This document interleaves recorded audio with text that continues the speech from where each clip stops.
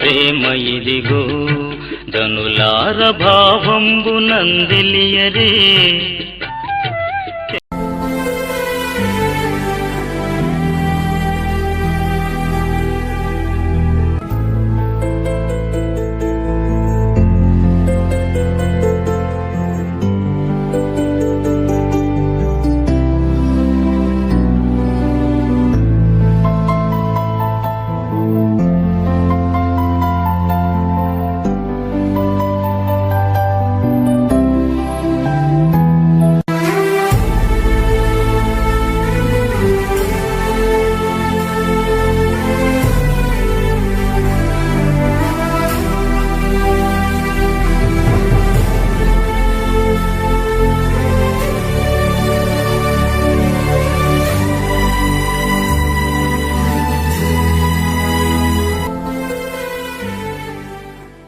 ఇది యెహోవా ఏర్పాటు చేసిన దినము, దీని యందు మనం ఉత్సహించి సంతోషించెదము.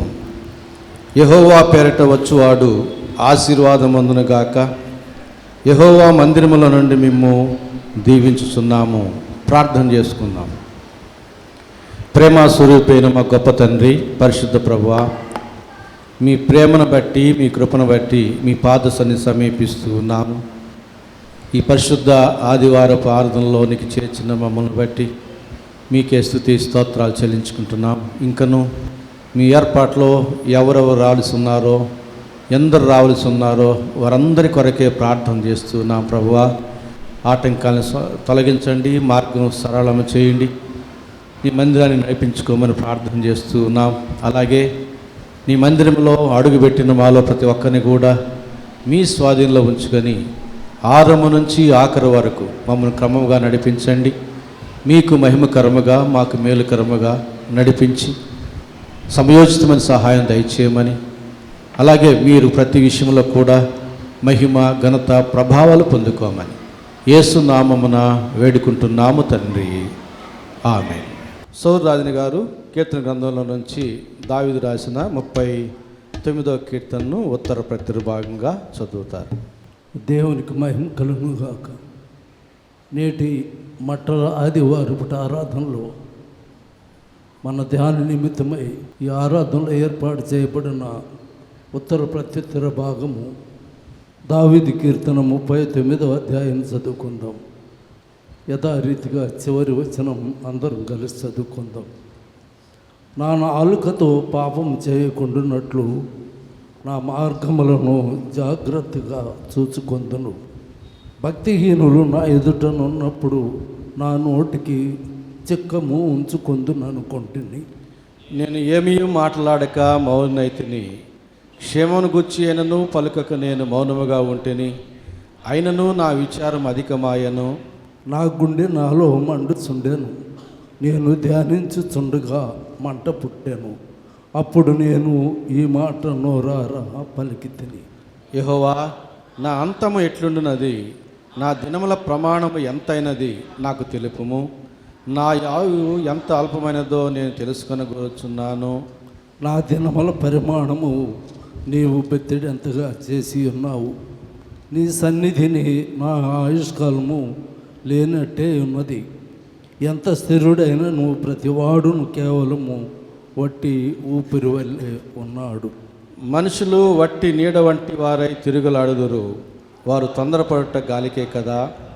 వారు ధనము కూర్చుకుందరు కానీ అది ఎవరికి చేజిక్కునో వారికి తెలియదు.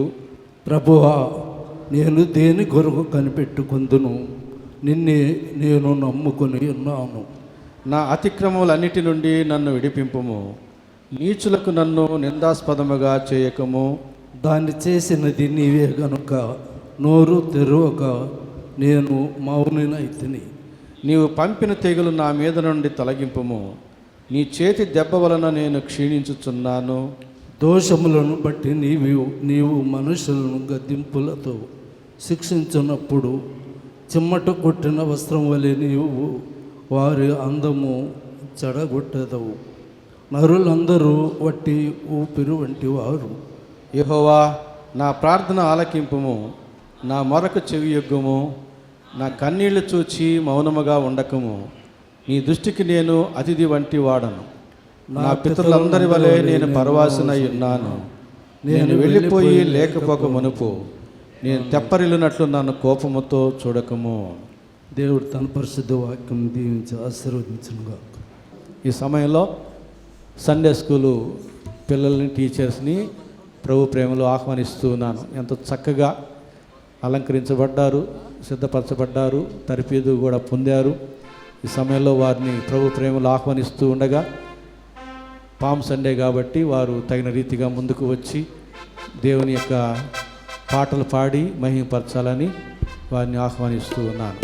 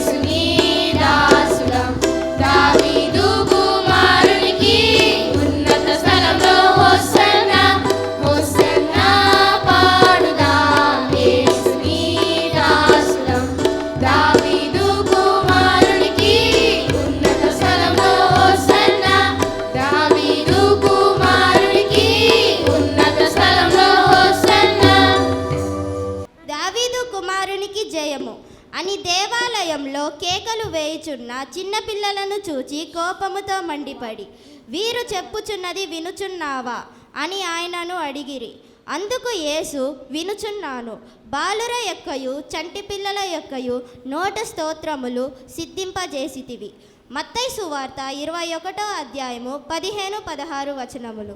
Say to the daughter of Zion, see your king comes to you, gentle and riding on a donkey, the colt, the foal of a donkey. Matthew 21 verses 5.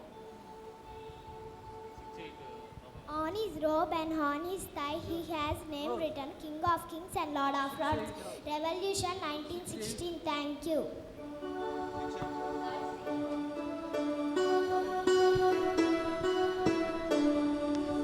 గాడిదనయ్యా చిన్న గాడిదనయ్యా యూదుల రాజును మోసిన గాడిదనయ్యా గాడిదనయ్యా చిన్న గాడిదనయ్యా యూదుల రాజును మోసిన గాడిదనయ్యా హోసన్నా హోసన్నని జనులంతా పాడగా యేసయ్యను మోస్తూనే ఊరంతా సాగగా హోసన్నా హోసన్నని జనులంతా పాడగా యేసయ్యను మోస్తూనే ఊరంతా సాగగా ఆనందమే పరమానందమే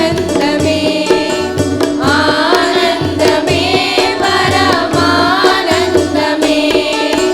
గాడిదనయ్యా చిన్న గాడిదనయ్యా యూదుల రాజును మోసిన గాడిదనయ్యా ఎవరు చూడక ముందే నన్ను నీవు చూసావు ఎవరో అని వదిలేయక నన్ను ఎన్నుకున్నావు ఎవరో చూడక ముందే నన్ను నీవు చూసావు ఎవరో అని వదిలేయక నన్ను ఎన్నుకున్నావు ఆశ్చర్యమే ఆహా ఆశ్చర్యమే ఆశ్చర్యమే ఆహా ఆశ్చర్యమే గాడిదనయ్యా చిన్న గాడిదనయ్యా యూదుల రాజును మోసిన గాడిదనయ్యా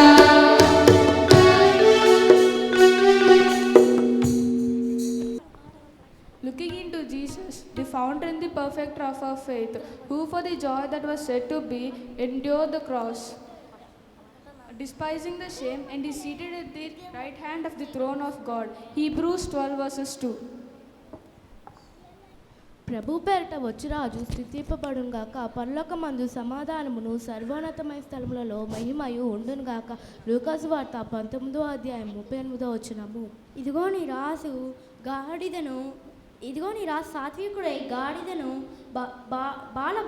వాహిక పశువు పిల్ల అయిన చిన్న గాడిదను ఎక్కి నీ వద్దకు వచ్చుచున్నాడు అని సియోను కుమారుతో చెప్పుడి అనున్నది. మత్తయి సువార్త 21వ అధ్యాయము 5వ వచనము. ఆయన పట్టణమునకు సమీపించినప్పుడు దానిని చూచి దాని విషయమై ఏడ్చి నీవును ఈ దినమందైనను సమాధాన సంబంధమైన సంగతులను తెలుసుకుని ఎడల నీకెంతో మేలు, కానీ ఇప్పుడు అవి నీ కన్నులకు మరుగు చేయబడి ఉన్నవి. లూకాసు వార్త 19వ అధ్యాయము 41, 42 వచనములు. ఆమేన్.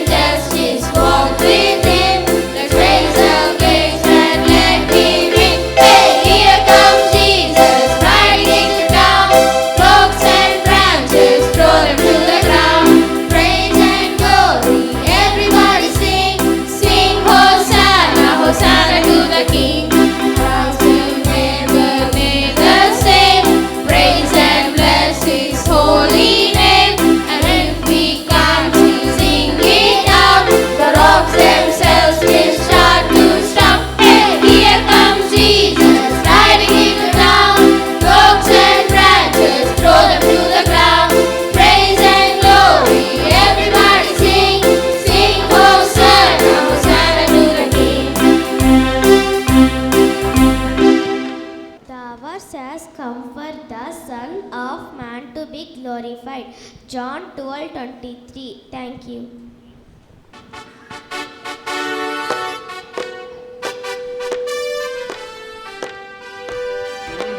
Glory, glory, hallelujah. Glory, glory, hallelujah. Glory, glory, hallelujah. His truth is marching on. Mine eyes have seen the glory of the coming of the Lord. He is trampling out the vintage where the grapes of wrath was born. He has the wings of lightning, but his terribles in store. His truth is marching on. Glory, glory, hallelujah. Glory, glory, hallelujah. Glory, glory, hallelujah. His truth is marching on.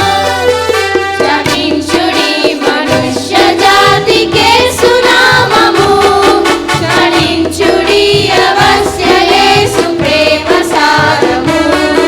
జనాదులు విశేష రక్షణ సునాదము, వీరు పర్యంతము. Glory, glory, hallelujah. Glory, glory, hallelujah. Glory, glory, hallelujah. His truth is marching on. Yes, sounding forth the trumpets and shall never call retreat. He is sifting out the hearts of men before his judgment seat. Oh, his gentle souls to answer him, rejuvenate the feet. Our God is marching on. Glory, glory, hallelujah. Glory, glory, hallelujah. Glory, glory, hallelujah. His truth is marching on.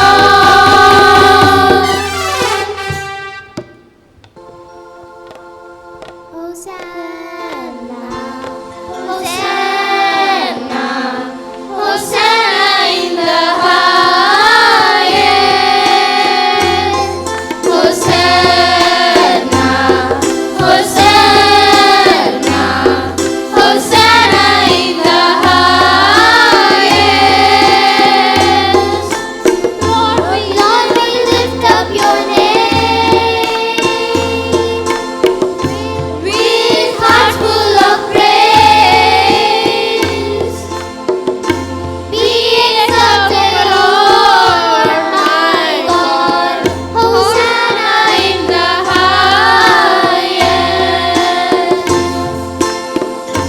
Lord, we lift up your name with hearts full of praise.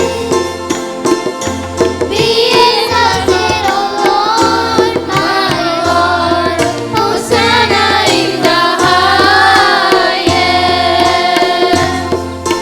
Glory, glory, glory to the King of Kings.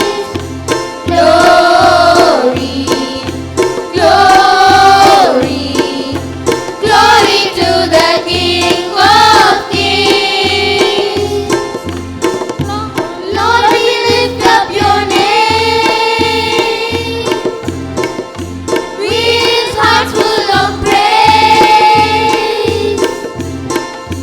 Be exalted, O Lord, my God. Glory to the King of Kings. వరమేలా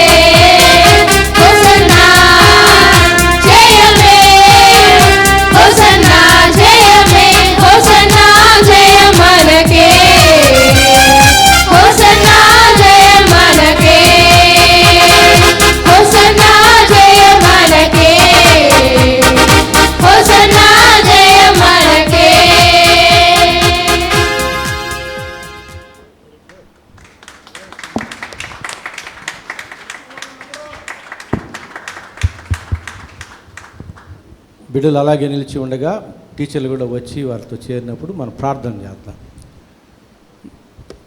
టీచర్లు ఎంతో శ్రమపడి బిడ్డలకి చక్కగా పాటలు పాడి దాదాపు అందరూ దేవదూతల్లాగా తెల్లటి బట్టలు వేసుకొని అలంకరించబడిన మట్టలతో మనందరికంటే ముందుగా ఆలయానికి చేరుకున్నారు.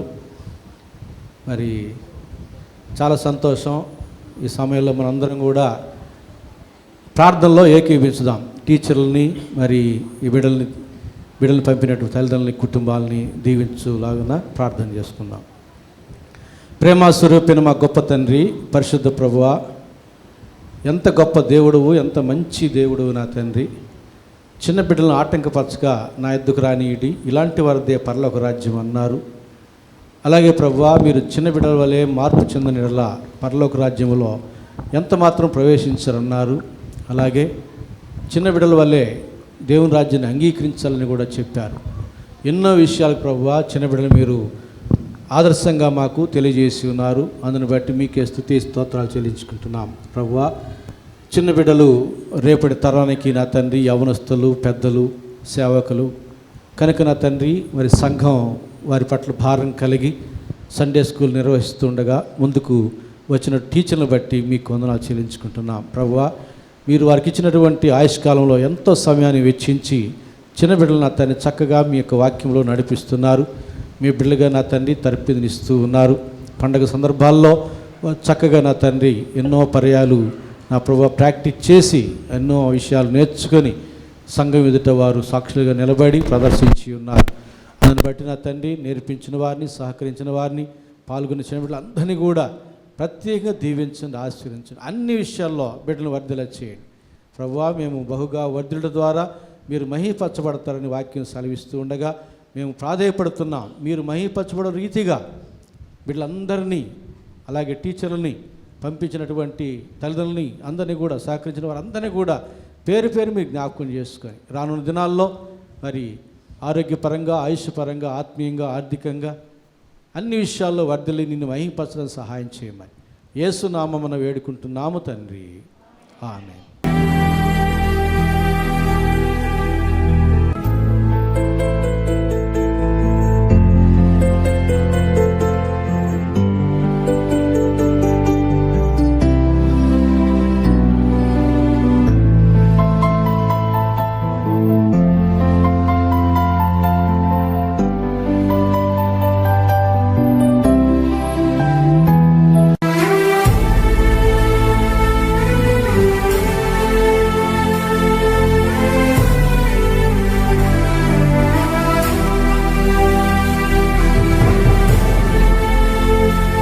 ధ్యాన నిమిత్తం ఏర్పాటు చేయబడినటువంటి వాక్య భాగాన్ని నిర్మలం టీచర్ గారు చదువుతుండగా దయచేసి సంఘం నిలుచుండాలని మనం చేస్తున్నాను.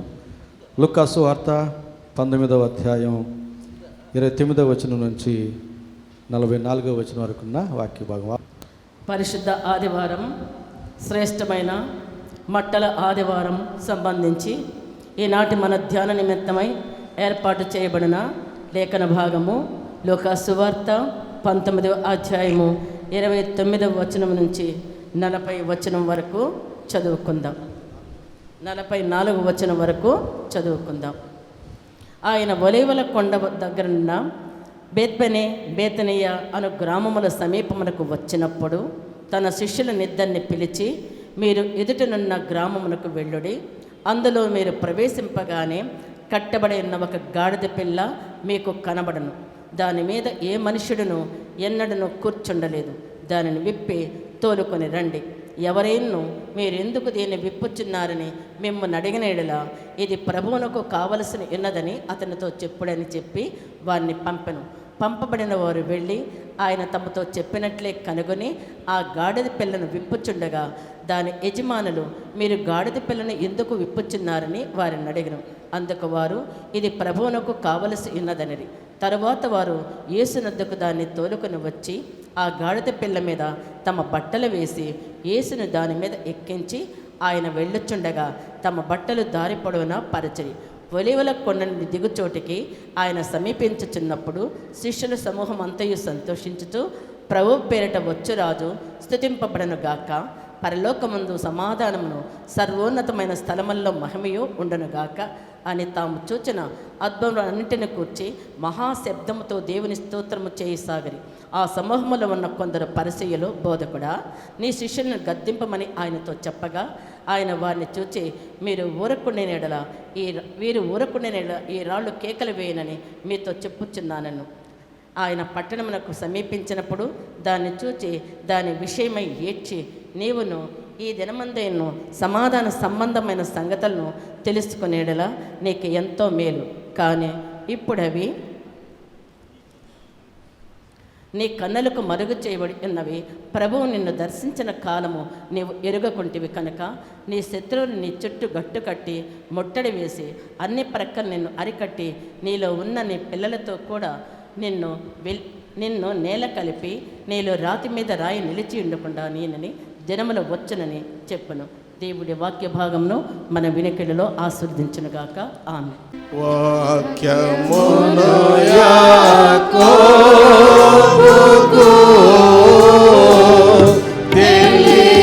తెలియజేసిన వాడని ఏ జనముకి లాగునా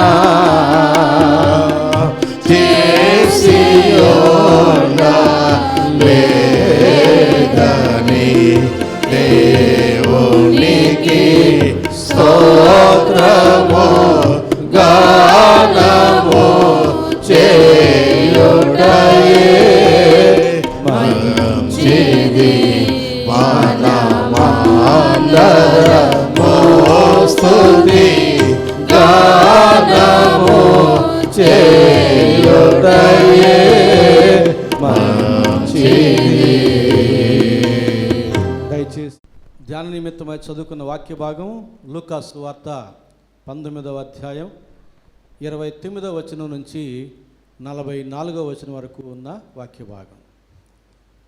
ప్రపంచ క్రైస్తవ సంఘం ఈ పరిశుద్ధ ఆదివారపు ఆరాధనని మట్టల ఆదివారపు ఆరాధనగా పరిగణించి ఆ మేరకు ఈ రీతిగా చిన్న బిడ్డలతో కలిసి దేవుణ్ణి ఆరాధించడం కత్తు. అందులో భాగంగా మనం ఈ కార్యక్రమాలు తలపెట్టి ఉన్నాము. అదే రీతిగా ఈ వాక్య భాగాన్ని చదువుకుని ఉన్నాం.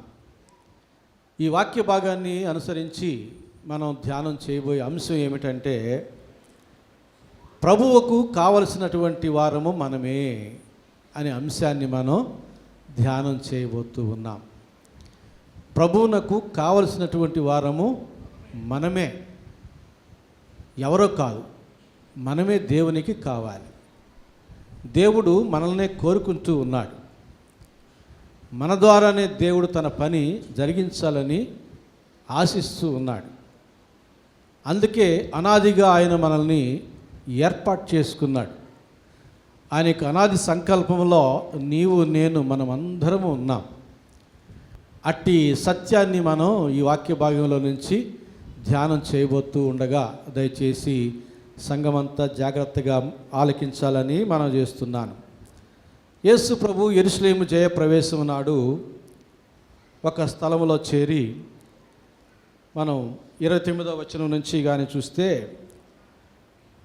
ఆయన ఒలీవల కొండ దగ్గరనున్న బేత్పగే బేతనియా అను గ్రామముల సమీపమునకు వచ్చినప్పుడు, ఆ 2 గ్రామాలకు ఎదురుగా ఒక స్థలానికి వచ్చినప్పుడు తన శిష్యులను ఇద్దరిని పిలిచి, వారి పేర్లు ఇక్కడ రాయబడలేదు కానీ 2 శిష్యుని పిలిచి ఏమంటున్నాడంటే, మీరు ఎదుటనున్న గ్రామమునకు వెళ్ళుడి, అందులో మీరు ప్రవేశింపగానే కట్టబడి ఉన్న ఒక గాడిద పిల్ల మీకు కనబడను.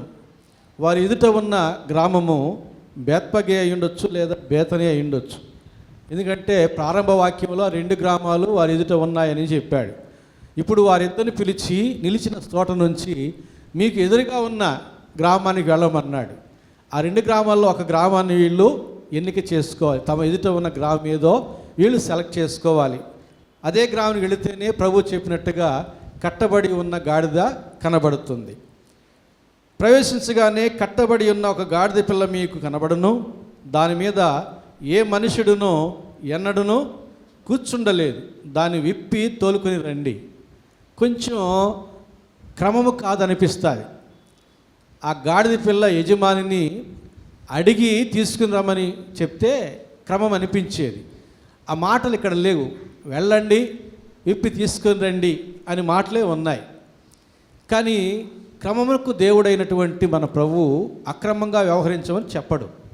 అవన్నీ రాయకపోయినా అట్టి క్రమమునే మరి పాటించమని ఆయన అనుకుంటాడు. కానీ వీరు దాన్ని విప్పి తోలుకొని రండి అన్నాడు. చూడండి ఇంకా తర్వాత, ఎవరైనాను మీరెందుకు దీన్ని విప్పుచున్నారని మేము అడిగిన ఎడలా ఇది ప్రభువునకు కావలసినదని అతనితో చెప్పుడని చెప్పి వారిని పంపాను. అంటే మీరు అడగకుండానే విప్పుతూ ఉండగా ఎవరైనా చూస్తే ఇది ప్రభువునకు కావలసి ఉందని చెప్పండి. అప్పుడు ఏం జరుగుతుందట? పంపబడిన వారు వెళ్ళి ఆయన తమతో చెప్పినట్టే కనుగొని ఆ గాడిద పిల్లను విప్పుచుండగా దాని యజమానులు, మీరు గాడిద పిల్లను ఎందుకు విప్పుచున్నారని వారిని అడిగిరి. అందుకు వారు, ఇది ప్రభువునకు కావలసినదని చెప్పిరి. తర్వాత వారు యేసునొద్దకు దాన్ని తోలుకొని వచ్చి, అంటే యజమానులు పంపించారు. అంటే ఇవన్నీ కూడా శిష్యులకి సూచనలు. ఒక క్రమమైన పద్ధతిలో చెప్పకపోయినప్పటికీ అవన్నీ క్రమంగా జరుగుతూ ఉన్నాయని అంటే దేవుడు ముందుగానే అన్నిటినీ ఎరిగి ఏ ఆటంకం లేని పద్ధతిని వారికి ముందుగానే చెప్పడం జరిగింది. కాబట్టి వీరు దాన్ని గ్రహించి ఏం చేశారు? ప్రభు చెప్పినట్టుగానే వెళ్ళారు, ప్రభు చెప్పినట్టుగానే విప్పారు, అడిగిన వారికి ప్రభు చెప్పినట్టుగానే చెప్పారు. తర్వాత ప్రభు చెప్పినట్టుగానే దాన్ని తోలుకొని వచ్చిరి. ఇక్కడ మనం గమనించాల్సిన విషయం ఏంటంటే, ప్రభువునకు కావలసి ఉన్నటువంటి గాడిద కట్టబడి ఉన్నది. ప్రభువునకు కావలసి ఉన్నటువంటి మనము కట్టబడిన వారముగా ఉంటిమి. అయితే ప్రభు యొక్క కృపను బట్టి ఆ కట్లన్నీ విప్పుకొని ప్రభు యొద్దకు చేరుకున్నాము. అవునా? ఇది నిజమా? కట్లన్నీ తెగిపోయాయా? ఇంకా ఏమైనా ఉన్నాయా బంధకాలు? ఎవరికి వారు ఆలోచన చేసుకోవాలి. ఎవరెవరు ఎన్నెన్ని బంధకాల్లో ఉన్నారో స్వపరీక్ష చేసుకోవాలి. కొంతమంది బంధకాలు లేని వారుగా ఉండవచ్చు, కట్లన్నీ తెంపుకొని యేసు యొద్దకు వచ్చిన వారుగా ఉండవచ్చు. మరికొంతమంది కొన్ని బంధకాలతో యేసు ప్రభు దగ్గరికి రావడానికి ప్రయత్నం చేస్తూ ఉండవచ్చు. మరికొంతమంది అనేకమైన బంధకాల్లో ఉండి ప్రభు యొద్దకు రావడానికి ఆక్రందన చేసేవారుగా, ప్రయత్నాలు చేసేవారుగా ఉండవచ్చు. ఎవరికి వారు స్వపరీక్ష చేసుకుంటే ఆ విషయాలు మనం గుర్తించగలుగుతాం. ప్రభువునకు కావలసి ఉన్న గాడిద కట్టబడి ఉన్నది. అలాగే ప్రభువునకు కావలసినటువంటి వారు ఎవరో సాతానుడికి తెలుసు. జీవగ్రంథంలో ఎవరెవరి పేర్లు ఉన్నాయో వాడికి తెలుసు గనుక వారందరూ ఈ లోకంలో పాపులుగా జన్మించినారు గనుక సాతానుడు వారిని బంధకాల్లో ఉంచుతాడు. ఆ రీతిగా కట్టబడి ఉన్న ఒక వ్యక్తి ప్రభువునకు కావలసిన వాడై ఉన్నాడు. గెరాసిన దేశంలో ఉన్నాడు. అతను ప్రభువునకు కావలసిన వాడు, కానీ సాతాను బంధకాల్లో ఉన్నాడు. కన్న తల్లిదండ్రులు, తోడబుట్టిన వారు, సొంత ఊరి వారు అందరూ విడిచిపెట్టేశారు. సమాధంలో ఉంటూ ఉన్నాడు. మార్క్సు వార్త 5వ అధ్యాయంలో చూస్తే మనకు కనబడుతుంది. ప్రభువునకు కావలసి ఉన్నటువంటి ఆ వ్యక్తి సాతాను చేత కట్టబడి ఉన్నాడు. యేసు ప్రభు సముద్ర ప్రయాణం చేసి, తుఫానులో కూడా కష్టపడి ప్రయాణం చేసి వెళ్ళి అతన్ని ఆ కట్ల నుంచి విడిపించి, ఆ బంధకాల నుంచి తప్పించి, తర్వాత అతడు స్వస్థచిత్తుడై ప్రభు దగ్గర కూర్చొని, అయ్యా నన్ను కూడా నీతో రానిమ్ము అని అడిగినప్పుడు ప్రభు ఏం చెప్తాడో తెలుసా? అయ్యా నీవు నీ తండ్రి ఇంటికి వెళ్ళి ప్రభువు నీకు చేసిన కార్యాల గురించి సాక్ష్యము చెప్పమంటాడు. నన్నైతే మీ ఊరి వారు వెళ్ళిపోమ్మంటున్నారు. నేను పొమ్మంటే పోతాను, రమ్మంటే వస్తాను. బలవంతుడనే కానీ బలత్కారుడు కాను నేను. కాబట్టి వెళ్ళమంటున్నారు, వెళ్ళిపోతాను. నిన్నైతే వెళ్ళమన్నారు, ఎందుకంటే నీవు ఆ ఊరి వాడవు. కాబట్టి నీవు నీ తండ్రి ఇంటికి వెళ్ళు, వాళ్ళకి కనబడు చాలు, వాళ్ళకి అంతా తెలుసు. నువ్వు ఎంతగా బంధకాల్లో ఉండి నిన్ను నువ్వు గాయపరుచుకుంటూ రాత్రింబగళ్ళు కేకలు వేయచ్చు, దారిని వెళ్ళే వాళ్ళ మీద రాళ్ళు విసుడు, ఇవన్నీ తెలుసు. గొలుసులు వేసి బంధకాలు వేసి కట్టినా కూడా తెంపుకున్న విషయం తెలుసు వారికి. నిన్ను నీవు గాయపరుచుకుంటూ ఉన్నావు, మార్గంలో వెళ్ళేవని గాయపరుస్తూ ఉన్నావు, ఇవన్నీ తెలుసు కనుక ఇప్పుడు నీవు స్వస్థ చిత్తుడివై వెళ్ళి కనబడగానే నిన్ను చూడగానే వాళ్ళు ఆశ్చర్యపడతారు. నిన్ను బాగు చేసింది ఎవరో, నీ బంధకాలు విప్పింది ఎవరో అని అడిగి తెలుసుకుంటారు. నీవు సాక్ష్యం చెప్పాలి. అప్పుడు నా ప్రభువు నన్ను వెతుక్కుంటూ వచ్చి, మీరందరూ నన్ను విడిచిపెట్టినా నా ప్రభువు నన్ను ఎత్తుక్కుంటూ వచ్చాడు, నన్ను బాగు చేశాడు, సాతాను బంధకాల్లోంచి నాకు విడుదల కలిగించాడు. ఇదిగో మీరు చూస్తున్నట్టుగా నేను స్వస్థ చిత్తుడనై ఉన్నాను. సాక్ష్యం ఇవ్వు చాలు. ఇచ్చాడు, సాక్ష్యం ఇచ్చాడు. అనేక మందిని ప్రభు యొద్దకు నడిపించాడు. ఆ తర్వాత వచనాలు చూస్తే యేసుప్రభు మరలా అక్కడికి వచ్చినప్పుడు జన సమూహములు యేసుప్రభు యొద్దకు వచ్చాను. ఎట్లా వచ్చారు? అప్పటి వరకు ఈ వ్యక్తి సాక్ష్యం ఇస్తూనే ఉన్నాడు. అవునా, నేను బాగా చేసింది యేసు ప్రభువా, ఈసారి వస్తే మేము ఆయన చూడాలి, ఆయన మాటలు వినాలి అని ఆశతో ఉన్నారు. ప్రభువుకి తెలిసింది, మరలా వెళ్ళాడు. జన సమూహములు, ఈ జన సమూహములను ప్రభు యొద్దకు నడిపించడానికి ఎవరు కావాలి? పందులు మేపేవాళ్ళు అక్కర్లే, పందులు అక్కర్లే, ఆ ఊరి వారు అక్కర్లే, ఈ ఒక్కడు కావాలి ప్రభువునకు. అతడు ప్రభువునకు కావలసిన వాడు. ఎందుకంటే అతని మూలముగా ఈ జన సమూహములు ప్రభు యొద్దకు నడిపించబడాలి. అలాంటి ఈ వ్యక్తి ప్రభువునకు కావలసిన వాడై ఉన్నాడు. అలాంటి జన సమూహములను నడిపించేటటువంటి వ్యక్తిని సాతానుడు బంధించి ఉన్నాడు. శిష్యులతో అన్నాడు, అయ్యా మీరు వెళ్ళి కట్టబడి ఉన్న గాడిదను తీసుకుని రండి, అది నాకు కావాలి. ఆ గాడిదయే ఎంత కోలాహలం ఉన్నా, రంగురంగు బట్టలు పరిచిన, ముళ్ళతో కూడిన మట్టలు పరిచిన, బెదరకుండా చెదరకుండా అటు ఇటు వెళ్లకుండా నేరుగా నన్ను గమ్యానికి చేరుస్తుంది, యెరూషలేముకి. అందుకొరకు నాకు ఆ గాడిద కావలసి ఉన్నది. యెరూషలేములోనే జయప్రవేశం చేయడానికి నాకు ఆ గాడిద కావలసి ఉన్నది. గెరాసని దేశంలో జనసమూహములను దేవుని ఎదుగు నడిపించడానికి ఈ వ్యక్తి కావలసిన వాడై ఉన్నాడు. అలాగే యోహాను సువార్త 4వ అధ్యాయంలో చూస్తే సమరయ స్త్రీ కనబడుతుంది. సమరయ ప్రాంతంలో ఈ సమరయ స్త్రీ ప్రభువునకు కావలసినటువంటి స్త్రీ.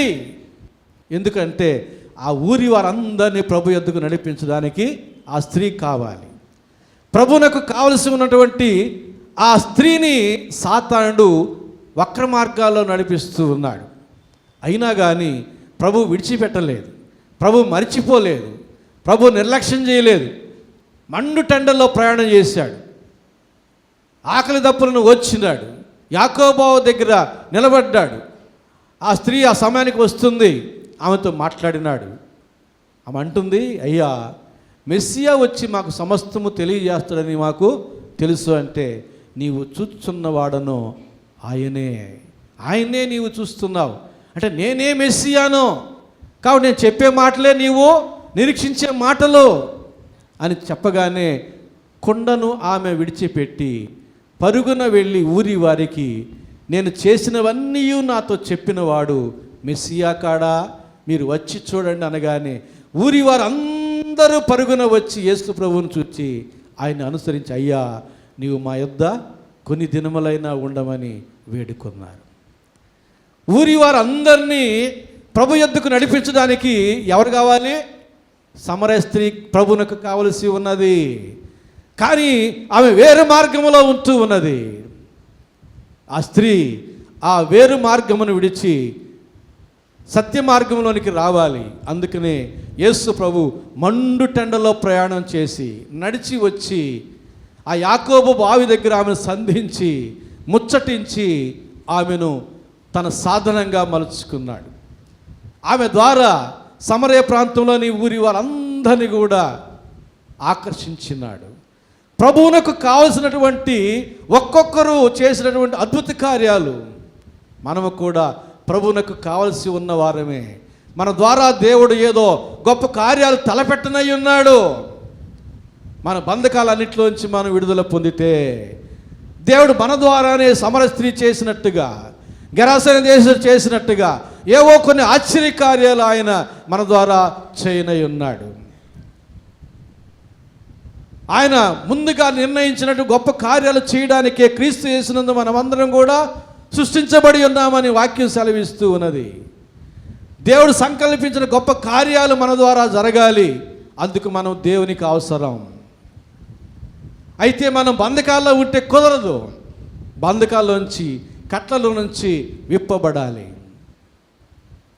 పరీక్ష చేసుకుందాం. ఇంకా మనలో ఉన్న బంధకాలు ఏమిటో వాటిని తెంచుకుందాం. ప్రభువుని చేరుకుందాం. దేవుడు మనల్ని బహుగా వాడుకుంటాడు. ఇక్కడ ఇంకొక విషయం గమనించాలి. శిష్యులు ఏం చేశారు? ఆ పదం చదవాలి. 35వ వచనం.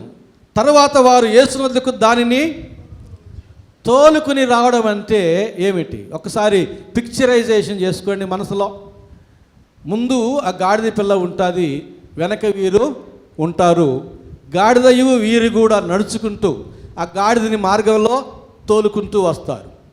లాక్కుంటూ రావడం అంటే వీళ్ళు ముందు ఉంటారు, గాడిద వెనకుంటుంది, తాడు గట్టి చేత్తో పట్టుకుని లాక్కొని వెళ్తుంటారు. లాక్కొని వెళ్ళడం కాదు, తీసుకుని రావడం కాదు, తోలుకొని వచ్చిరి. వారికి గాడిదని ఎక్కి ప్రయాణం చేయడం వచ్చు. ఆ రోజుల్లో వాహనాలు గాడిదలు, ఒంటెలే, గుర్రాలే వచ్చు వారికి.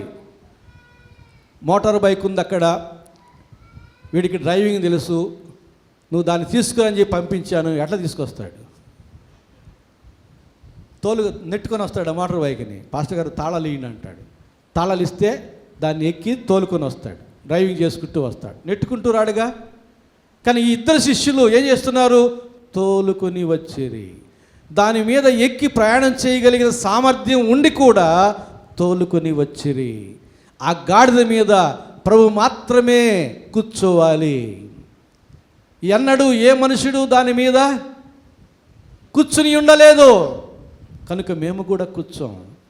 అలాంటి గాడిదని దేవుడు కోరుకున్నాడంటే ఆ గాడిద మీద దేవుడే కూర్చోవాలి, మేము కూర్చోకూడదు. శిష్యులు ఆయన చెప్పినట్టు చేసిరి. ఈ రోజుల్లో భక్తులు, సేవకులు ఏం చేస్తున్నారు?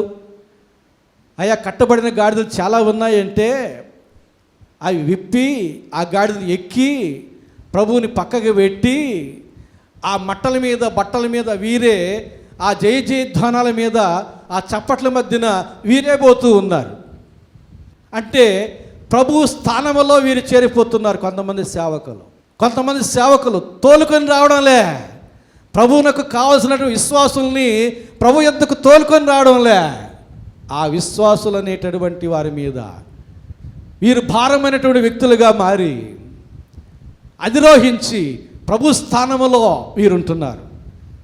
ఆ అంధవిశ్వాసులు కూడా ఆ సేవకుల్ని భగవంతుని స్థానంలో పెట్టి బైబిల్ ఎంత చెప్పినా నమ్మరు. కానీ వారి సేవకుడు ఏమి చెప్తే అదే. చాలామంది నేను సంధించాను, బైబిల్లో విషయాలు చెప్పాను, గంటలు గంటలు విని మా పాస్టర్ చెప్పాడని చెప్పి వెళ్ళిపోయిన వాళ్ళు ఉన్నారు. అరే బైబిల్ చెప్పింది నమ్ముతావా? మీ సేవకుడు చెప్పింది నమ్ముతావా? మీ సేవకుడు చెప్పింది బైబిల్ వేరుగా ఉంటే నమ్మొద్దు సేవకుడిని.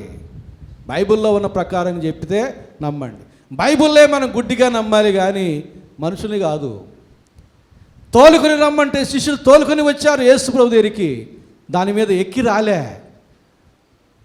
ఆ ప్రజల యొక్క జయ జయధ్వానాలు తాము కోరుకోలే. రంగురంగు బట్టల మీద, మట్టల మీద పరిచినటువంటి ఆ మార్గంలో ఆ గాడిని అధిరోహించి జయ జయధ్వానాలతో యెరూషలేముకి వెళ్ళాలని కోరుకోలే వీరు. అవన్నీ ప్రభువుకే కావాలనుకున్నారు కనుక వీరు తోలుకొని వచ్చారు.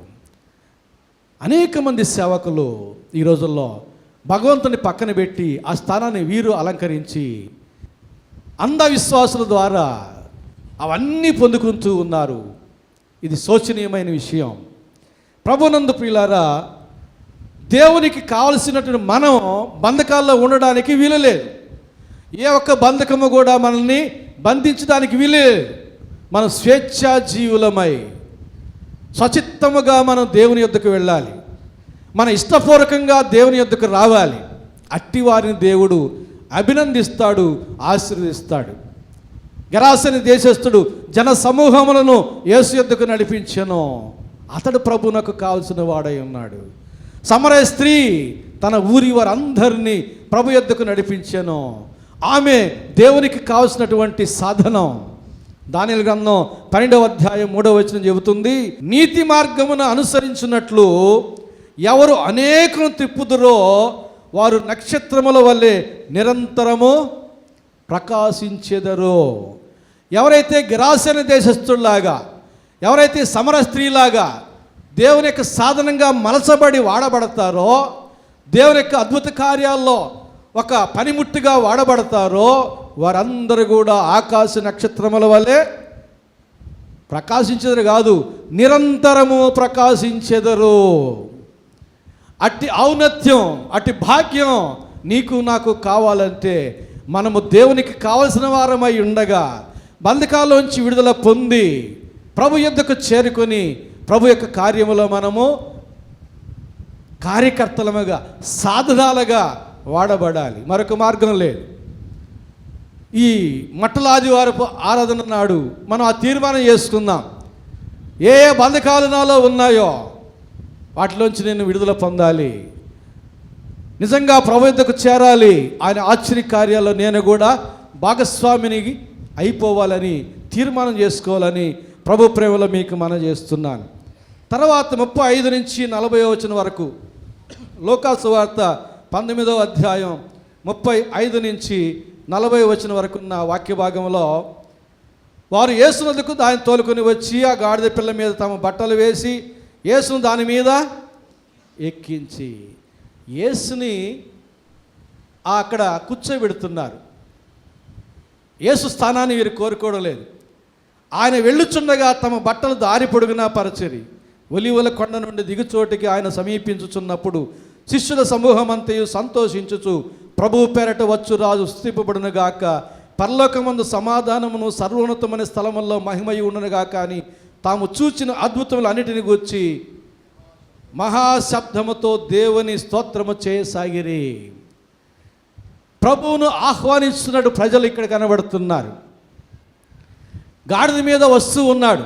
ప్రవచనం చెప్పినట్టుగా జకర్యా ద్వారా, సియోను కుమారి ఇదిగో నీ రాజు భారవాహిక పిల్లను అధిరోహించి వచ్చుచున్నాడు అని జకర్యా ద్వారా చెప్పిన ప్రవచన నెరవేర్పు ప్రకారంగా యేసు ప్రభు భారవాహకం అంటే గాడిదని ఎక్కి వస్తూ ఉండగా ప్రజలందరూ కూడా ఏం చేస్తున్నారు? ప్రభు పేరట వచ్చు రాజు యేసు ప్రభుని రాజుగా అంగీకరించి కొనియాడుతూ ఉన్నారు. వారి బట్టలు పరిచినారు, మట్టలు పరిచినారు. అలవర్చబడని గాడిద కలరపడి ఎటో వెళ్ళిపోవాలి, అటు ఇటు గందరగోళం చెయ్యాలి. కానీ అది అలవర్చబడకపోయినా, తర్ఫీదు లేకపోయినా, అది వరకు అలాంటి అనుభవం ఎన్నడూ లేకపోయినా, ప్రజలందరూ కూడా జయ జయధ్వానాలు చేస్తూ ఉన్నా, రంగురంగు బట్టలు కనబడుతూ ఉన్నా, ముళ్ళుతో కూడిన మట్టలు కనబడుతూ ఉన్నా, నడుస్తూ ఉంటే పక్క నుంచి కాళ్ళకి ముళ్ళలు గుచ్చుకుంటూ ఉన్న నింపాదిగా ప్రభువుని తీసుకుని యెరూషలేముకి వెళ్ళింది. అది ప్రభువునకు కావలసినటువంటి గాడిద. ప్రభు కార్యములో పార్ట్నర్ అయింది ఆ గాడిద. ప్రభునందు ప్రియులారా, ప్రభువును ఆహ్వానించినటువంటి ప్రజలు మనం అక్కడ చూస్తున్నాం. జయ జయధ్వానాలతో ప్రభుని వారు ఆహ్వానిస్తూ ఉన్నారు. వారికి చేసిన గొప్ప కార్యాలు ఏమిటి? సిలువ కార్యం తప్ప మిగతావన్నీ చేశాడు. మనకు ప్రభు చేసిన కార్యాలన్నీ ఏమిటి? సిలువ కార్యంతో కూడా చేశాడు. ఇలాంటి ప్రభుని మనం ఎట్లా ఆహ్వానించాలి? రావయ్య యేసునాథ అంటే సరిపోతుందా? పాట పాడితే సరిపోతుందా? మరణాథ అంటే సరిపోతుందా? యేసు రమ్ము అని అర్థం. మాటలతో పాటలతో సరిపెట్టుకుంటావా? ప్రకటన గ్రంథం 3వ అధ్యాయం 20వ వచనం చెబుతుంది, ఇదిగో నేను తలుపు నొద్ద నిలుచుండి తట్టుచున్నాను. ఎవడైనను నా స్వరము విని తలుపు తీసిన ఎడల నేను అతని యొద్దకు వచ్చి అతనితో నేనును నాతో కూడా అతడును భోజనము చేయదము. ప్రభుత్వం కూడా భోజనం చేయడానికి 5,000 10,000 ఫీజులు కట్టబడలే. ప్రభుత్వం కూడా ఫోటో తీసుకోవడానికి 5,000 10,000 ఫీజులు కట్టక్కర్లే. ఆహ్వానిస్తే చాలు. ప్రభువుని మనసులోనికి హృదయంలోనికి యథార్థంగా ఆహ్వానిస్తే ఆయనతో మనం భోజనం చేసే అవకాశం దొరుకుతుంది. మనతో ఆయన భోజనం చేస్తాడు, కలిసి భోజనం చేస్తాం. ఎంత గొప్ప భాగ్యం, ఎంత గొప్ప భాగ్యం చూడండి. ఆస్కార్ అవార్డులు వచ్చిన వారిని, సాహసయాత్రికులుగా చేసిన వారిని, కొంతమంది ప్రత్యేకమైన వారిని పిలిచి రాష్ట్రపతి భోజనాన్ని పిలుస్తాడు. ఎంత గొప్ప కార్యం. దేశం నలుమూల నుంచి ప్రయాణం వెళతారు, నన్ను కాకపోతే రాష్ట్రపతి పిలిచాడు భోజనానికి అని. అంతకంటే గొప్ప కార్యం ఇది. సృష్టికర్త అయిన దేవుడు, సర్వాధికారి అయిన దేవుడు, మాట చేత సమస్త సృష్టించినటువంటి దేవుడు, మన రక్షకుడైన దేవుడు మనతో కలిసి భోజనం చేయడం, ఆయనతో కలిసి భోజనం చేయడం ఎంత గొప్ప భాగ్యం. ఆయన తలుపు తడుతున్నాడు. నీ హృదయం వెలుపలే ఉండి నీ హృదయం అనే తలుపును తెరిచితివా, నీ హృదయంలోనికి ఆయన ఆహ్వానించితివా, ఆయన నీ హృదయంలో చేరుకుంటాడు. విరిగి నలిగిన హృదయమును ఆయన అలక్ష్యము చేయడు. నేను లోకంలో ఉండగా లోకానికి వెలుగని చెప్పిన యేసు ప్రభు నీ హృదయంలో ఉంటే నీ హృదయము వెలిగిపోతుంది, నీ జీవితము వెలిగిపోతుంది, నీ బ్రతుకు నీ భవిష్యత్తు వెలిగిపోతుంది. యేసయ్య లేకపోతే నలిగిపోతుంది. నీ హృదయంలో యేసు ఉంటే నీ జీవితం వెలిగిపోతుంది. నీ హృదయంలో యేసయ్య లేకపోతే నీ జీవితం నలిగిపోతుంది. నాకు వేరుగా ఉండి మీరు ఏమీ చేయలేరు, మీరు ఎండిపోతారు, వాడిపోతారు. ఒకరోజంట ఈ గాడిద, యేసు ప్రభుని యెరూషలేము తీసుకుని పోయిన గాడిద, యేసు ప్రభు సిలువేశారు, అంతా అయిపోయింది. ఈ గాడిద మరలా ఒక్కసారి అలాంటి సన్మానం, గుడ్డల మీద నడవాలి, మట్టల మీద నడవాలి, నేను నడుస్తూ ఉంటే ప్రజలందరూ నన్ను గుర్తుపట్టి చప్పట్లు కొట్టాలి, నన్ను బహుగా ఆహ్వానించాలి అని ఆశించిందట. ఆశించి యెరూషలేము వీధుల్లో తిరుగుతూ ఉందంట. రాజు టీవీతో తిరుగుతూ ఉంది, నన్ను గుర్తిస్తారేమని. ఎవరు గుర్తించలే. సరే గుర్తించడం లేదు కదా, మనం అరుద్దాము, ఇంట్లోంచి బయటకు వచ్చిన వాళ్ళైనా గుర్తిస్తారేమోనని గాడిద సకిలించున వానర పెట్టును. ఇక వానర పెడితే నిద్రపోయే వాళ్ళు కూడా లేచి రావాల్సిందే. ఇది వానర పెడతా ఉందంట పెద్దగా. ఎంత కమ్మగా ఉంటుందో గాడిద వానర పెడితే, ఏదో సొంపుగా ఉంటుంది కదా. అందరూ ఇంట్లో నుంచి బయటకు వచ్చేసారు. నిద్రపోయే వాళ్ళు కూడా ఇసుగ్గా బయటకు వచ్చారు. ఏందిరా ఇది ఊరిని అరస్తూ ఉందని. అందరి చేతుల్లో ఏమున్నాయి? మట్టలు లేవు, దుడ్డు కర్రలు ఉన్నాయి. దేనికి తీసుకొచ్చారు? సన్మానం చేయడానికి. దాన్ని తరిగి వాయించి వదిలిపెట్టారంట. ఒక చోట చేరి ఎముకలు ఇరిగి నడుము లేపులు పెట్టి కూర్చొని కొలబడి ఏడుస్తూ ఉంటే ఒక సీనియర్ మోస్ట్ పాస్టర్ వచ్చాడంట.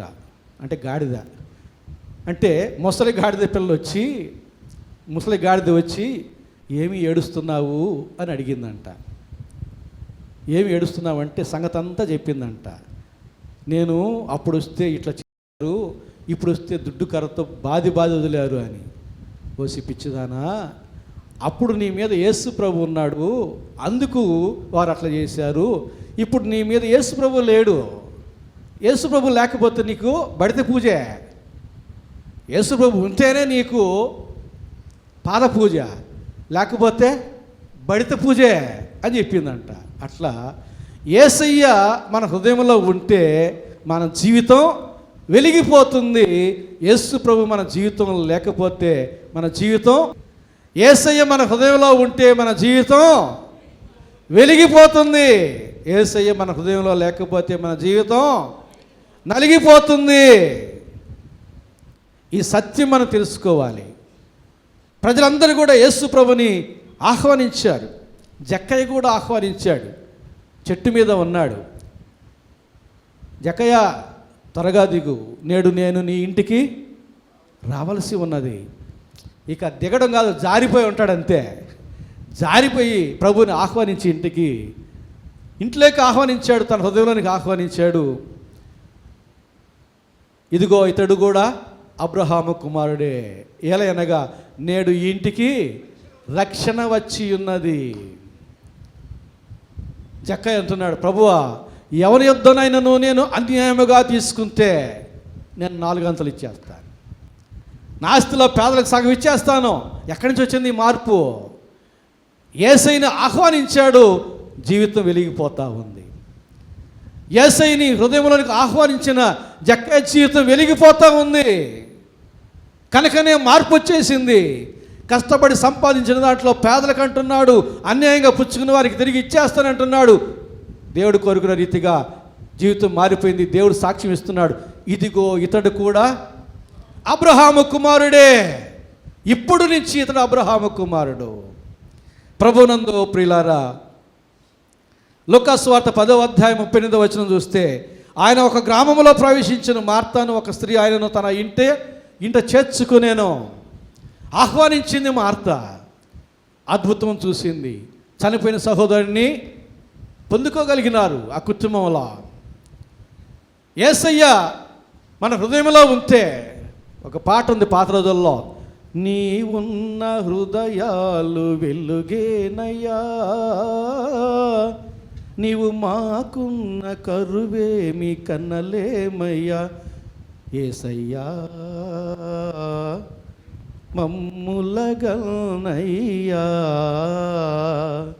నీకు చోటే లేదా యేసయ్యా, మరియమ్మ నిన్ను ధరించే ఘనగర్భము, పరిశుద్ధాత్మ నిన్ను పెంచే నవమాసము, పరిశుద్ధాత్మ నిన్ను పెంచే నవమాసము. ఎవరికైనా ఏమైనా స్ఫురించిందా? పాత సినిమా పాట, అన్నయ్య మమ్ములుగా అన్నయ్య. నేను చిన్నప్పుడు పల్లెటూరులో విన్న పాట అది. ఎంత చక్కని మాటలు. ఆయన ఉన్న హృదయాలకు వెలిగే, నీవు మాకుంటే కరువేమి కనలేము. 34వ కీర్తనలో చెప్పినట్లుగా ఆయన యందు భయభక్తులు కలిగిన వారికి ఏ మేలు కొదువు అయి ఉండదు. యేసు ఉన్న హృదయాలు, యేసు ఉన్న జీవితాలు వెలిగిపోతాయి, లేనిడను అలిగిపోతాయి. సత్యాన్ని గ్రహించినట్టు ప్రజలందరూ కూడా ప్రభుని ఆహ్వానించారు. అయితే విషాదకరమైన విషయం ఏమిటంటే, అదే 41వ వచనం నుంచి 44వ వచనం వరకు ఉన్న వాక్య భాగం, ఆయన పట్టణంకు సమీపించినప్పుడు తాను చూచి దాని విషయమై ఏడ్చి, నీవును ఈ నీ అనే అక్షరాన్ని అండర్లైన్ చేసుకోవాలి. నీ అనే అక్షరం పట్టణానికి సంబంధించిన దినం. నీవును ఈ నీ దినమందైనను సమాధాన సంబంధమైన సంగతులను తెలుసుకునే ఎడల నీకు ఎంతో మేలు. కానీ ఇప్పుడు అవి నీ కనులకు మరుగు చేయబడి ఉన్నవి. ప్రభువు నిన్ను దర్శించిన కాలము నీవు ఎరుగుకుంటేవి గనక నీ శత్రువులు నిన్ను చుట్టూ గట్టు కట్టి ముట్టడి వేసి అన్ని ప్రక్కలను నిన్ను అరికట్టి నీలోనున్న నీ పిల్లలతో కూడా నేను నేల కలిపి మీలో రాతి మీద రాయి నిలిచి ఉన్న ఈయన దినములు వచ్చుచున్నవి అని చెప్పాను. యేసు ప్రభు తన పట్టణాన్ని చూస్తున్నాడు, యెరూషలేము పట్టణాన్ని. అది రాజు మహారాజు అని దేవుడు కోరుకున్న పట్టణం. ఆ ఒలివల కొండ దగ్గర నుంచి తూర్పు ద్వారం ద్వారా ఆ యెరూషలేము పట్టణాన్ని చూస్తూ ఉన్నాడు. దానికి కలగబోయే దుర్గతిని గురించి గ్రహించి దాని విషయమై ఏడుస్తూ ఉన్నాడు. అది తనకు కావలసిన పట్టణం, తాను కోరుకున్న పట్టణం, దేవునికి కావలసిన ఆ పట్టణము ఎలాంటిదిగా ఉంది? దాని భవిష్యత్తు మహాదుర్గతి. దానికి కలగబోయే మహాదుర్గతిని గ్రహించి, అయ్యో నేను కోరుకున్న నా పట్టణానికి ఇంత దుర్గతి కలగబోతూ ఉందే అని ఏడుస్తూ ఉన్నాడు. ప్రభువునకు కావలసినటువంటి వారు మన భవిష్యత్తులో మనకు కలగబోయే దుర్గతిని బట్టి అట్టి వారందరిని బట్టి ఆయన ఏడుస్తూనే ఉన్నాడు. నీ కట్లు నీవు తెంచుకుంటే, నీ బ్రతుకుని నీవు మార్చుకోగలిగితే, యేసు ప్రభు యొద్దకు నీవు రాగలిగితే నీ బ్రతుకు వెలిగిపోతుంది. నిన్ను బట్టి దేవుడు సంతోషిస్తాడు. ఇదిగో ఈమె నా ప్రియకుమార్తె, ఈమె యందు నేను ఆనందిస్తూ ఉన్నాను. ఇదిగో ఇతడు నా ప్రియకుమారుడు, ఈయన యందు నేను ఆనందిస్తున్నానని దేవుడు ఎంతగానో అతిశయించి ప్రతిగా మనం దీవిస్తాడు. ప్రభునందు ప్రియులారా, యోహాను సువార్త 1వ అధ్యాయం 11వ వచనం చెబుతుంది, ఆయన తన స్వకీయుల యొద్దకు వచ్చెను, ఆయన స్వకీయులు ఆయనను అంగీకరింపలేదు, తృణీకరించినారు. కనుక తాను కోరుకున్న యెరూషలేము పట్టణానికి దుర్గతి కలగబోతూ ఉన్నదన్న సత్యాన్ని గ్రహించినాడు. ఆహ్వానించినారు సరే, అవే స్వరాలు సిలువేయమని చెప్పేటటువంటి స్వరాలు కూడా అవే అనే విషయాన్ని గుర్తించి, ఇంత జయప్రవేశం చేస్తున్నటువంటి నా పట్టణము నన్ను సిలువేసి చంపుతుంది, ఈ పాపము మా మీద మా పిల్ల మీద ఉండునుగా కానీ శాపం పెట్టుకుంటుంది కనుక రాతి మీద రాయి లేకుండా నశించిపోయే దుర్గతి ఈ పట్టణానికి, నేను కోరుకున్న ఆ పట్టణానికి కలగబోతుందని గ్రహించి ఏడుస్తూ ఉన్నాడు. అలాగే మనమందరము కూడా దేవునికి కావలసిన వారమై ఉన్నాం. మన భవిష్యత్తులో మనం వర్ధిల్లదమో లేక దుర్గతిలో నలిగిపోయేదమో, ప్రస్తుతం మన జీవితాన్ని బట్టి మన భవిష్యత్తు ఉంది. నీ మనసు ఎంతో నీ గతి ఎంతో అంతే. మతి ఎంతో గతి అంత. ఇప్పుడు మన మతి ఎంతో మన గతి అంతే. ఇప్పటి మన మతి బాగుంటే మన గతి బాగుంటుంది. మన గతి బాగుండాలంటే ఇప్పుడు మన మతి ఎట్లుండాలి? బాగుండాలి. కాబట్టి తన స్వకీయుల యొద్దకు వచ్చాడు కానీ వారు తృణీకరించారు గనక దానికి దుర్గతి. ఆదికాండం 6వ అధ్యాయం 6వ వచనం, తాను భూమి మీద నరులను చేసినందుకు యెహోవా సంతాపమునంది తన హృదయంలో నొచ్చుకునేను. ఎందుకు కన్నాను వీళ్ళని, ఎందుకు చాకాను వీళ్ళని, ఎందుకు పెంచాను వీళ్ళని, ఎందుకు చదివించాను వీళ్ళని, ఎందుకు ఆశ పెట్టుకున్నాను వీళ్ళ మీద అని సంతాపం నొందుతున్నట్టు తల్లిదండ్రులు ఎంతోమంది ఉన్నారు. అలాగే యేసు ప్రభు కూడా ఎందుకు నేను ఈ మనుషులను సృష్టించాను, జలప్రళయానికి ముందుగా విలపిస్తున్నటువంటి మాటలు ఇవి. యెషయా గ్రంథం 1వ అధ్యాయం 1-3 వచనాలు చూస్తే, ఆకాశము ఆలకించు, భూమి చెవియొగ్గు, నా పిల్లలు పెంచి నేను పెద్దవానిగా చేశాను కానీ వారు నా మీద తిరుగుబడి ఉన్నారు. ఎద్దు తన కామందు నెరుగును, గాడిద తన సొంత దొడ్డిని తెలుసుకుని కానీ ఈ నా పిల్లలు నన్ను ఎరుగుకున్నారు. తన బాధను చెప్పుకోవడానికి, నేనే పట్టణస్థుల యొక్క బాధను గురించి చెప్పుకోవడానికి యోనా ఒకడు దొరికాడు. ఒక సమయం వచ్చింది తన బాధను చెప్పుకోవడానికి ఎవరు లేరు. అప్పుడు చెబుతున్న, ఆకాశమా ఆలకించు, భూమి చెవియొగ్గు, నా పిల్లలు పెంచి నేను గొప్పవానిగా చేశాను కానీ వారు నా మీద తిరుగుబడి ఉన్నారు. నోటి మాటలతో దూషించడంలే, బ్రతుకులో దేవునికి అవమానకరంగా కొనసాగుతున్నారు. వారు నా మీద తిరుగుబాటు చేస్తూ ఉన్నారు. నేను చెప్పినట్లు వినడం లేదు, నా ఆజ్ఞలు ధిక్కరిస్తున్నారు, నా మాటలు పట్టించుకోవడం లేదు. కనుక విలపిస్తూ ఉన్నాడు దేవుడు. ప్రభునందు ప్రియులారా, మరి మన జీవితాలను మనం ఎట్లా నడుపుకుందాం? మన ఇష్టానుసారమా, దేవుని ఇష్టానుసారమా? ప్రభువునకు కావలసి ఉన్న ఆ గాడిద విప్పబడి ప్రభు యొద్దకు తోలుకొని రాబడిన తర్వాత, ప్రభు అధిరోహించిన తర్వాత నింపాదిగా యెరూషలేముకు తీసుకుని వెళ్ళి ప్రభు కార్యంలో పాలిభాగస్తురాలయ్యింది. మనము కూడా మన బంధకాలు వేరైపోతే మనము దేవుని చేత బహుగా వాడబడతాం. ఏ రీతిగా ప్రభుని మనం ఆహ్వానించుకోగలిగితే మన జీవితాలు వెలిగిపోతాయి, లేకపోతే నలిగిపోతాయి.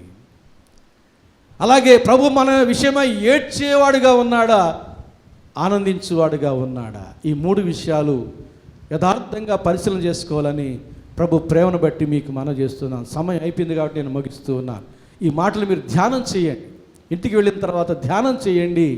పరిశుద్ధాత్మ దేవుడు నడిపించిన మేరకు మంచి తీర్మానంలోనికి నడిపించబడాలని ప్రభు ప్రేమలో మీకు మనవి చేస్తున్నాను. పరిశుద్ధాత్మ దేవుడు ఆ రీతిగా మనం ప్రేరేపించి నడిపించి దీవించునుగాక.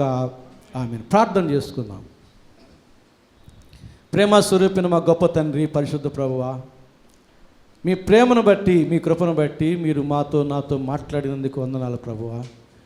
మీకు కావలసినటువంటి ఆ గాడిద మీకు గొప్ప కార్యములో పాలిభాగస్తురాలుగా చేరింది ప్రభువా. మిమ్మను నా తండ్రి తెలుసుకున్నటువంటి వారు మీ వద్దకు వచ్చినటువంటి గెరాసీన దేశస్థుడు సమర స్త్రీ మీ యొక్క ఆశ్చర్యకార్యాల్లో పాలిభాగస్తులుగా అయ్యారు నా తండ్రి.